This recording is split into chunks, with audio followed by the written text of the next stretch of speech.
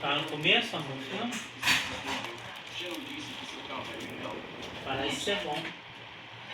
Sharon é uma garota e ela foi muito legal comigo. Não tão legal quanto você, mãe, mas ela foi basicamente legal comigo. Que bom que sua amiga tá feliz.